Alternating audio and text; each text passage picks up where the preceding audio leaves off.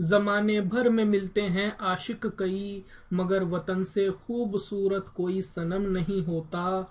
नोटों में भी लिपटकर, सोने में सिमटकर मरे हैं कई, मगर तिरंगे से खूबसूरत कोई कफन नहीं होता। Hello everyone, welcome to Fly High Tutorials. Guys, आज हम बात करने वाले हैं द इंडियन नेवी ने जो रिक्रूटमेंट नोटिफिकेशन जारी किया है सभी इंजीनियर्स के लिए, उसी के बारे में। उससे पहले अगर अभी तक आपने हमारे चैनल को सब्सक्राइब नहीं किया है तो सब्सक्राइब कर लीजिए, और अगर पसंद आता है तो लाइक ज़रूर कीजिए, शेयर करना ना भूलें अपने फ्रेंड्स के साथ में। तो चलिए स्टार्ट करते हैं। जैसे कि मैंने आपको बताया है, द इंडियन नेवी ने ये रिक्रूटमेंट नोटिफिकेशन जारी किया है, और बेसिकली ये इंजीनियर्स के लिए है कि वो द इंडियन नेवी को ज्वाइन कर सकते हैं as a short service commission, और उसी के साथ साथ परमानेंट कमीशन बेसिस पर भी। तो इसी के बारे में हम बात करने वाले हैं। तो सबसे पहले मैं थोड़ा सा जूम करके आपको दिखा देता हूँ।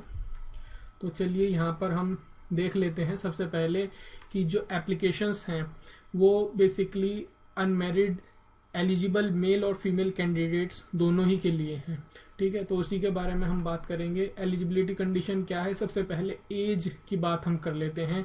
एज जो है वो 2 जुलाई 1993 और 1 जनवरी 1999 इनके बीच होनी चाहिए आपकी, और ये दोनों डेट भी आपकी इंक्लूसिव है, यानी कि आप इन किसी एक डेट में बॉर्न हुए हो या इनके बीच में, तो आप एलिजिबल हैं, तो आप अपने आप इस क्राइटेरिया में फिट हो जाएंगे। उसके बाद में एजुकेशनल क्वालिफिकेशन की बात करें तो कौन अप्लाई कर सकते हैं। देखिए, लास्ट टाइम से हमने जितने रिक्रूटमेंट की बात की है, बहुत से स्टूडेंट्स ऐसे भी हैं जो फाइनल ईयर में हैं, जिनकी इंजीनियरिंग अभी कंप्लीट नहीं हुई है। तो उन लोगों के लिए बहुत ही अच्छी या फिर कह लें गोल्डन अपॉर्चुनिटी है, क्योंकि यहाँ पर जो आप अगर फाइनल ईयर में भी हैं तो अप्लाई कर सकते हैं। तो चलिए बात कर सकते हैं हम कि इन्होंने क्या कहा है कि इंजीनियरिंग डिग्री के या तो आपने पास कर ली हो या फिर फाइनल ईयर में हो, लेकिन एक क्राइटेरिया है कि 60% मार्क्स होने चाहिए आपके। अगर पास आउट हो गए तो 60%, अगर पास आउट अभी तक नहीं हुए हैं तो 5th या 7th सेमेस्टर तक आपके 60% होने चाहिए। ठीक है, क्राइटेरिया क्लियर हो गया है। उसके बाद में कैंडिडेट को सर्विस सिलेक्शन बोर्ड यानी कि एसएसबी इंटरव्यू के लिए बुलाया जाएगा जैसी उनकी एकेडमिक परफॉर्मेंस होगी 5th और 7th सेमेस्टर तक। ठीक है, तो आप इसको ध्यान में रखिएगा। उसी के साथ साथ यहाँ पर एक मैं डाउट और क्लियर कर दूं कि कुछ लोग इंटीग्रेटेड कोर्स में भी एडमिशन ले लेते हैं, जैसे कि BTech plus MTech, BTech plus MB है, तो वो भी एलिजिबल हैं। कंडीशन यही है कि 5th और या फिर 7th सेमेस्टर तक आपकी 60% एटलीस्ट होने चाहिए। ठीक है, तो ये चीज इन्होंने यहाँ पर भी बता दी है। और अगर इन केस आप ज्वाइन करने से पहले 60% का जो कट ऑफ इन्होंने मार्क्स रखे हैं इससे चूक जाते हैं तो आप एलिजिबल नहीं होंगे। ठीक है, उसके बाद में हम बात कर लेते हैं कि कौन कौन सी ब्रांचेस हैं और किस किस कैडरे में उनको इन्होंने पोस्ट करना है। तो सबसे पहले जनरल सर्विस या फिर हाइड्रोग्राफी कैडरे में बीई बीटेक किसी भी डिसिप्लिन से हो आप। अब इन्होंने सबसे इंपॉर्टेंट बात कर दी है, बहुत सारे लोग ऐसे हैं जो पिछले नोटिफिकेशंस में अप्लाई नहीं कर पाए हैं, तो यहाँ पर आप किसी भी ब्रांच से हो इंजीनियरिंग की तो आप एलिजिबल हैं।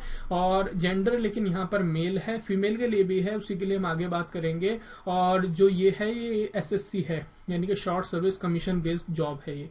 उसके बाद में जो एनआईसी में है उसमें ये सारी ब्रांचेस आएंगी, वो एलिजिबल हैं, तो इनके बारे में आप आसानी से पढ़ सकते हैं। मैं डिस्क्रिप्शन में इसका लिंक भी दे दूंगा। मेरे हिसाब से ऑलमोस्ट सभी ब्रांचेस इसमें कवर हैं, कोई एक ब्रांचेस रह गई होगी तो वो ऊपर वाली में फिल कर सकते हैं, अदरवाइज यहाँ पर ऑलमोस्ट सभी ब्रांचेस इन्होंने कवर कर ली हैं। और यहाँ पर भी जेंडर मेल के लिए है, लेकिन ये परमानेंट कमीशन में है। ठीक है, अब बात कर लेते हैं हम कि टेक्निकल ब्रांचेस में कौन कौन से हैं। तो टेक्निकल ब्रांचेस में सबसे पहले इंजीनियरिंग ब्रांच में जनरल सर्विसेज में मैकेनिकल, मरीन इंजीनियरिंग और ये सब आप पढ़ लीजिएगा।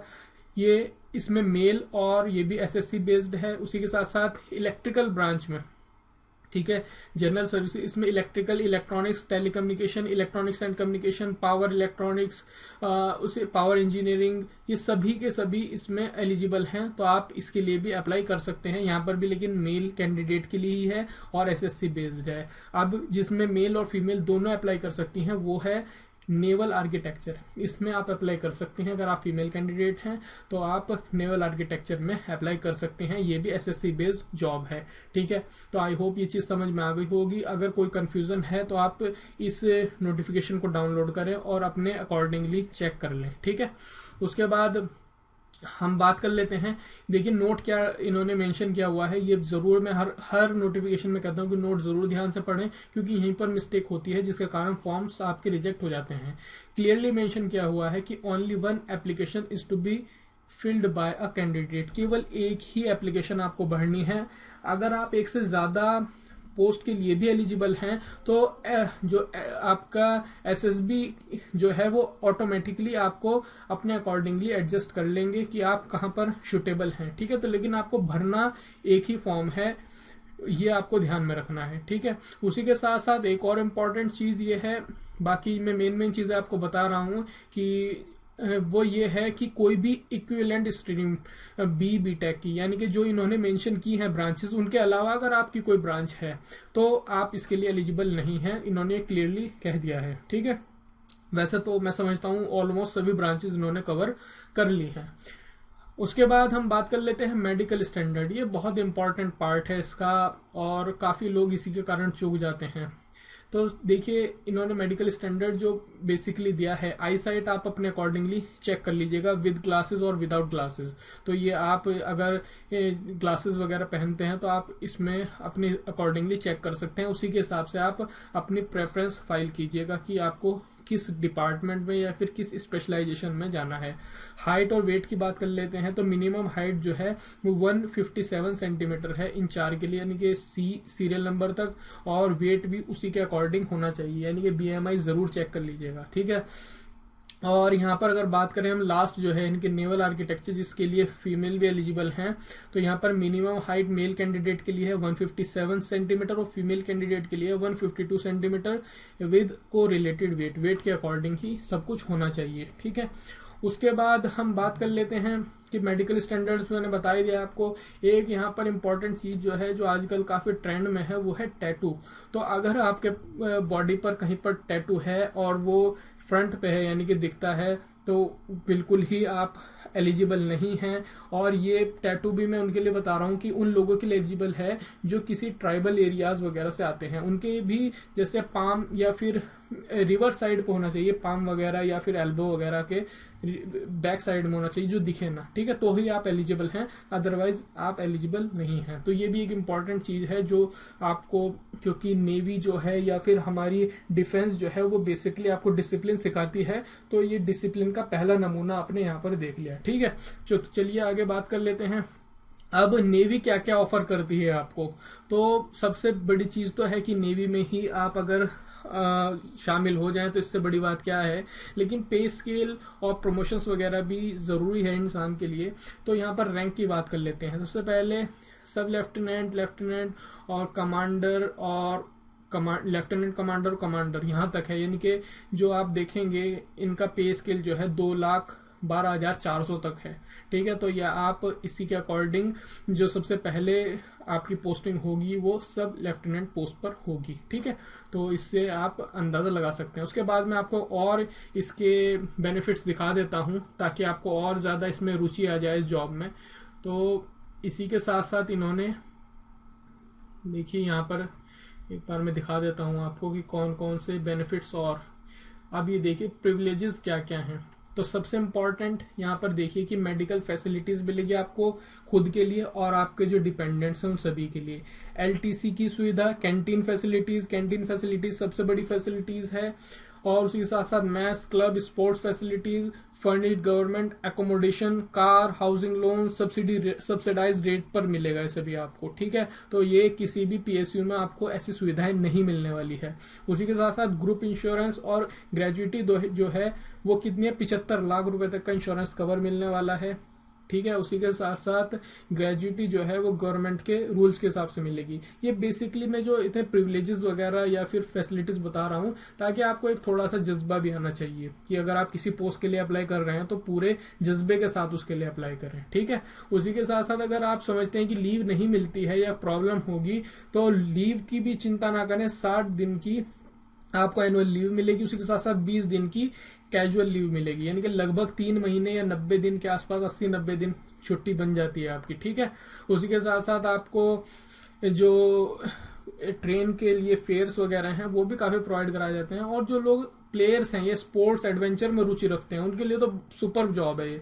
तो आप यहाँ पर देख लीजिए कि यहाँ पर आप कोई भी गेम खेलना चाहें आपके लिए अवेलेबल होगा, चाहे आप रिवर राफ्टिंग की बात करें, ठीक है, माउंटेनियरिंग, हॉट एयर बलूनिंग, ये सभी, पैराग्लाइडिंग वगैरह सब कुछ कर सकते हैं आप, अगर आप एडवेंचर और स्पोर्ट्स में भी रुचि रखते हैं, ठीक है। तो ये उन सभी लोगों के लिए बहुत ही सुपर जॉब है।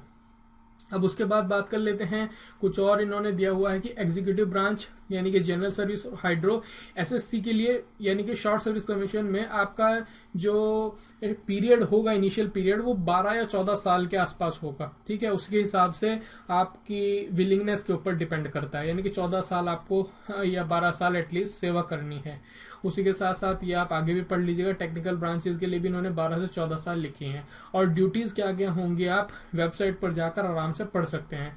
अब सिलेक्शन प्रोसीजर की बात कर लेते हैं। तो सिलेक्शन प्रोसीजर क्या है, सबसे पहले जो आपकी परसेंटेज मार्क्स जो है बीटेक में, ठीक है, उनके अकॉर्डिंगली आपको शॉर्टलिस्ट किया जाएगा, और वो टोटली डिपेंडेंट करता है आपके एसएसबी के ऊपर। उसी के अकॉर्डिंग आपको वे फर्दर जो उनकी है उसी के अकॉर्डिंग बुलाएंगे वे, ठीक है, जितनी भी स्टेजेस होंगी। अब एसएसबी का जो इंटरव्यू है वो 2 स्टेजेस में होगा। स्टेज 1 में क्या होगा, आपका टेस्ट होगा जिसमें आपका इंटेलिजेंस टेस्ट होगा, पिक्चर परसेप्शन और डिस्कशन टेस्ट होगा। ये सबसे फर्स्ट दिन होगा आपका, और जो लोग इसमें फेल हो जाएंगे वो आपके एलिजिबल नहीं होंगे, घर भेज दिए जाएंगे।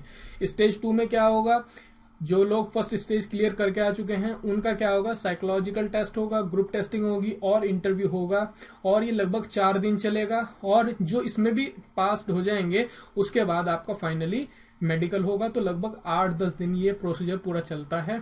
तो आपको ये पूरे इसी के प्रिपरेशन के हिसाब से जाना है।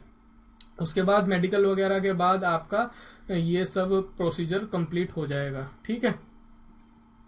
अब बात कर लेते हैं ट्रेनिंग। तो ट्रेनिंग आप पढ़ लीजिएगा कि कितने हफ्ते की ये ट्रेनिंग होगी, कुछ 22 हफ्ते की है, कुछ 44 हफ्ते की है। तो ये सब आप आसानी से पढ़ सकते हैं। जो मेन चीज़ें हैं वो मैं आपको कवर कर रहा हूँ।